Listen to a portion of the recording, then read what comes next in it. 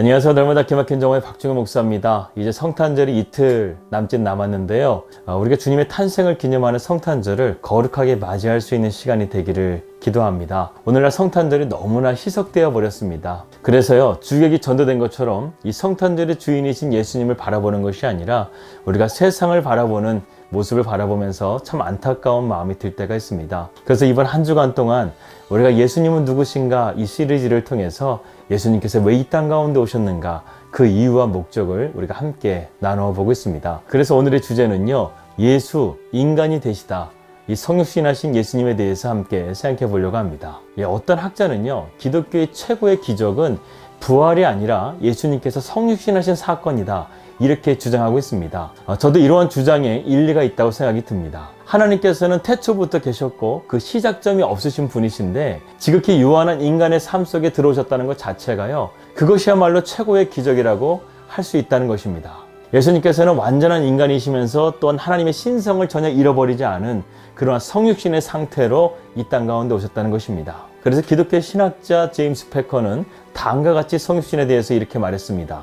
하나님이 인간이 되셨고 신의 아들이 유대인이 되셨다. 전능자가 무력한 인간의 아기로 지상에 나타나신 것이다. 할 줄 아는 일이라고는 말똥말똥 바라보며 꼼지락거리고 소리를 내는 것뿐인 우리와 똑같은 상태로 태어나셨다. 나는 하나님의 아들이 실제로 유아가 되셨다는 것을 생각할수록 머리가 아찔해진다. 그 어떤 픽션에도 이 성육신의 진리만큼 기상천외한 요소는 없다고 생각했기 때문이다. 그러면서 제임스 패커는 아주 흥미로운 점을 발견했다고 고백하고 있습니다. 많은 사람들이 나는 기적을 믿을 수 없다라고 말하는데 나는 그 원인이 무엇인지 이제 깨닫게 되었다. 그것은 그들이 성육신한 예수님을 제대로 깨닫지 못했기 때문이다. 그것을 제대로 알게 되면 다른 어려운 문제들은 다 풀리게 된다. 즉 제임스 패커가 말하고 있는 것은요, 우리가 정말 예수님께서 성육신하신 사건을 제대로 믿고 제대로 알게 된다고 한다면 우리가 성경 말씀을 통해서 믿지 못하는 모든 말씀들이 다 풀려지게 된다는 것입니다. 예수님께서 병든 자를 고치시고 귀신을 쫓아내시고 죽은 자를 살리시는 이 모든 것들이 우리가 예수님의 인간이시면서 하나님의 아들이심을 우리가 믿을 수만 있다고 한다면 이 모든 문제들은요, 다 쉽게 풀릴 수 있다는 것입니다. 한번 생각해 보세요. 하나님께서 존재하시고 그분이 하나님이 되셨다고 한다면 못하실 일이 무엇이 있겠습니까? 예수님께서도 우리에게 이렇게 말씀하셨잖아요. 할 수 있거든이 무슨 말이냐? 믿는 자에게는 능치 못함이 없다는 것입니다. 그런데 오늘날 현대사회를 보게 되면요, 이러한 믿음이 점점 갈수록 약해져 가는 것 같습니다. 정말 내가 예수님을 믿는다는 것이 말뿐인 것인가, 아니면 진실된 것인가, 이 차이가요, 우리의 신앙을 결정짓는다는 것입니다. 내가 예수님을 믿는다고 하면서도 내 삶에 아무런 거룩한 변화가 없다는 것은요, 내가 예수님을 제대로 믿지 못하다는 거예요. 내가 예수님을 제대로 알지 못한다는 것입니다. 나의 믿음이 진실하다는 것을 증거할 수 있는 것은요, 주님이 나와 함께 하심을 내가 믿고 나아가는 것입니다. 우리가 신앙생활을 한다고 하면서도요, 이런 하나님의 부재 속에 살아간다고 한다면 그것만큼 어리석고 불쌍한 인생은 없습니다. 우리가 복음을 크게 보면요, 예수님께서 단순하게 우리를 구원하시기 위해서만 오신 것이 아니라는 것을 알 수가 있습니다. 주님은요, 우리를 구원하실 뿐만 아니라 우리와 함께 삶을 나누시고 우리와 함께 동행하기를 원하신다는 것입니다. 주님께서 우리가 죽음 이후의 삶뿐만 아니라 지금 현재의 우리의 삶 가운데서도요, 함께 우리의 동행하시며 우리를 인도해 주시기를 주님께서는 원하신다는 것입니다. 주님이 우리 아픔과 고통을 모르신다고요? 전혀 그렇지가 않습니다. 주님은 이 땅 가운데 오셔서요, 우리의 아픔과 고통과 슬픔을요, 직접 체휼하신 분이십니다. 다 알고 계신다는 거예요. 그렇기 때문에 우리가 주님을 바라볼 때 소망이 있는 것입니다. 주님은 우리의 연약함을 아실 뿐만 아니라 우리를 사랑하시기 때문에 우리의 연약함과 우리의 죄된 모습 가운데서도요, 우리를 긍휼히 여겨주시고 우리를 믿음의 길로 인도해 주십니다. 바울은 빌립보서 2장에서요, 예수님의 성육신에 대해서 이렇게 고백하고 있습니다. 그는 근본 하나님의 본체시나 하나님과 동등됨을 취할 것으로 여기지 아니하시고 오히려 자기를 비워 종의 형체를 가지사 사람들과 같이 되셨고 사람의 모양으로 나타나사 자기를 낮추시고 죽기까지 복종하셨으니 곧 십자가에 죽으심이라. 여러분, 이보다 더 정확하게 예수님의 성육신에 대해서 설명할 수 있는 사람이 있을까요? 주님이 우리를 구원하시기 위해서 자신의 영광을 버리셨다는 거예요. 주님이 성육신하시기 위해서 자원하여져서 자신의 능력을 제한하는 이 인간 세계로 들어오셨다는 것입니다. 그리고 이러한 제약된 세상을 우리와 함께 살아가시면서 고난과 외로움과 냉대와 오해를 받으셨습니다.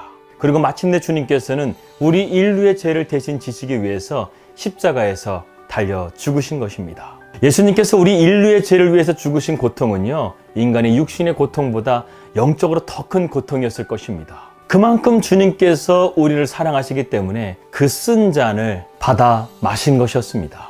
여러분, 이제 예수님께서 인간의 몸을 입으신 이 성육신의 사건의 의미를 조금 아시겠습니까? 이것을 알고도 우리가 막연하게 예수님의 탄생을 맞이하겠습니까? 우리가 정말 예수님께서 성육신 하신 것을 믿는다고 한다면, 우리 인류의 죄를 위해서 이 땅 가운데 오신 분이 바로 예수님이라는 것을 우리가 믿는다고 한다면, 우리의 고통과 슬픔과 눈물을 닦아주시기 위해서 하늘 높은 보좌 위에서 낮고 천한 이 땅 가운데 오신 하나님을 우리가 믿는다고 한다면, 우리의 마음을 다해, 우리의 생명을 다해 그 하나님 앞에 감사와 영광으로 나아가야 되지 않겠습니까? 그뿐만 아니라 우리가 이런 주님을 위해서 기꺼이 세상의 멸시를 감수하는 용기, 내 뜻이 아니라 주님의 뜻 앞에 나의 뜻을 내려놓을 수 있는 용기, 허물 많은 나의 죄를 스스로 고백하며 참회와 회개로 나아갈 수 있는 용기, 바로 이러한 믿음의 자리로 우리가 나아가야 되지 않겠습니까? 이제 여러분들에게 한번 질문해 보겠습니다. 여러분들은 정말 예수님께서 성육신 하심으로 이 땅 가운데 오신 것을 믿으십니까? 주님은 33년이라는 시간 동안에 이 땅 가운데 우리와 함께 살아가시며 우리의 고통과 아픔을 몸소 체휼하셨습니다. 그리고 우리의 죄를 대속하시기 위해서 십자가의 길을 걸어가셨습니다. 이것이 인간 예수로 살아가신 주님의 삶이었습니다. 주님도요, 이 땅 가운데 인간으로 살아가셨다는 거 결코 쉽지 않으셨습니다. 십자가 앞에서는 아버지여, 이 잔을 내게서 옮겨달라고 간절하게 기도하셨습니다. 주님도 사랑하는 자기 백성들의 아픔을 바라보시면서 눈물을 흘리셨습니다. 그래서 우리 예수님은요, 우리를 누구보다 잘 알고 계십니다. 아니, 어쩌면 나보다 나를 더 잘 알고 계시는 분이 바로 우리 주님이실 것입니다. 우리 주님께서는 그러한 우리의 연약함을 아시고 하나님의 영이신 성령을 우리 안에 보내시기도 하셨습니다. 그리고 주님은 지금 하나님의 보좌 우편에서 지금 저와 여러분을 위해서 중보기도 하고 계십니다. 우리 주님이 왜 이렇게까지 하셨을까요? 제 많은 우리 인간을 위해서 하나님께서 왜 이렇게까지 하셨을까요? 저의 생각으로는요, 도저히 이해가 안 됩니다. 하지만 하나님께서 하실 수밖에 없는 이유는 단 한 가지라는 것을 발견했습니다. 그것은 바로 하나님은 사랑이시라는 거예요. 바로 하나님께서 우리를 사랑하시기 때문에, 우리 주님께서 바로 우리를 사랑하시기 때문에 그렇게 하실 수밖에 없었다는 것이 조금은 이해가 된다는 것입니다. 주님이 이 땅 가운데 사셨다는 증거가 바로 십자가입니다. 우리가 주님을 만나보게 되면 우리가 반드시 확인해야 될 게 있어요.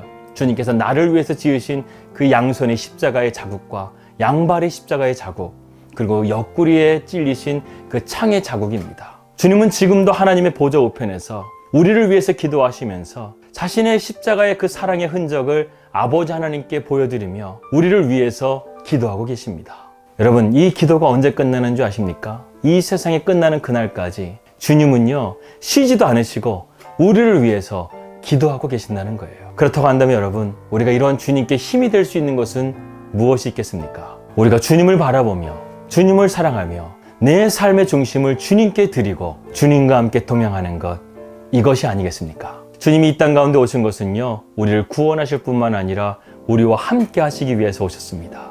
그래서 예수님의 이름이 임마누엘이잖아요. 하나님이 우리와 함께 하신다는 것입니다.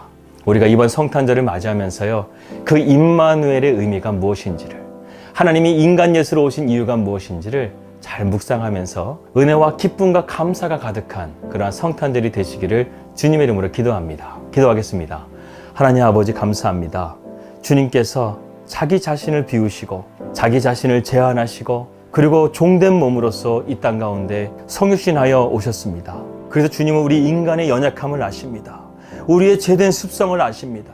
그래서 주님께서 십자가를 지셨습니다. 그 십자가의 흔적을 가지고 지금도 우리를 위해서 기도하십니다.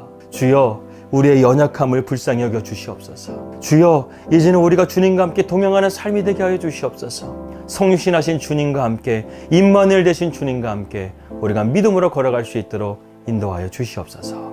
그러한 성탄절을 우리가 맞이할 수 있는 예수 묵상의 성탄절이 될 수 있도록 인도하여 주시옵소서. 예수님의 이름으로 기도하였습니다.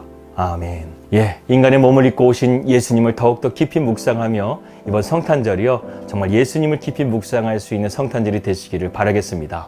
평안한 하루 되시고요. 저는 성탄절 이브날인 내일 뵙도록 하겠습니다. 우리 믿음으로 승리합시다. 할렐루야.